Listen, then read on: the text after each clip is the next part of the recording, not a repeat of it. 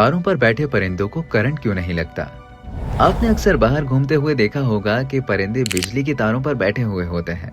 दरहकीकत मुतादिद परिंदे एक साथ तारों पर बैठते हैं, मगर वो ऐसा क्यों करते हैं और उन्हें करंट क्यों नहीं लगता? अब तक साइंसदान इस बारे में जो कुछ जान चुके हैं वो काफी दिलचस्प है। परिंदों को करंट क्यों नहीं लगता, इसके पहले ये जानने की जरूरत है कि बिजली किस तरह काम करती है। जब बरक़ी रूह कंडक्टर्स या तारों के जरिए सफर करती है तो उसे अपने रास्ते में कम से कम मुज़ाहिमत का सामना होता है।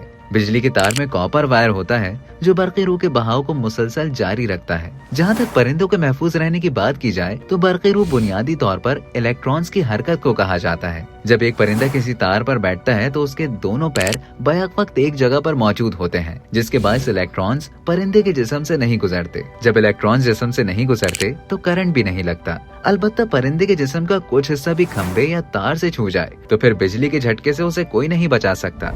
मगर सवाल ये भी है कि परिंदे तारों पर ही क्यों बैठते हैं। यकीनन परिंदों को तो साइंसी इल्म नहीं बल्कि उनके तारों पर बैठने की वजूहात मुख्तलिफ होती हैं। मौसम सर्द हो तो तारों पर परिंदों की तादाद भी बढ़ जाती है, क्योंकि उससे उनका जिस्म कुछ गर्म होता है, जबकि अपने दीगर साथियों से जुड़कर रहने से भी उनकी जिस्मानी हरारत महफूज रहती है। एक और वजह खुद को शिकार होने से बचाना है। बिल्लियां परिंदों का शिकार करती हैं और उनसे बचने के लिए भी परिंदे तारों पर बैठना पसंद करते हैं। तारों को तरजीह देने की एक और वजह खुराक की तलाश भी होती है। तारों पर बैठे परिंदे को दूर तक अपनी ग़िज़ा जैसे कीड़े, फल और दीगर को देखने में मदद मिलती है। कुछ साइंसदानों का ख्याल है कि परिंदे तारों पर इसलिए भी बैठते हैं क्योंकि वहाँ उन्हें एक दूसरे से मिलने का मौका मिलता है, खास तौर पर ऐसे परिंदे जो अक्सर एक से दूसरे मकाम पर हिजरत करते रहते हैं।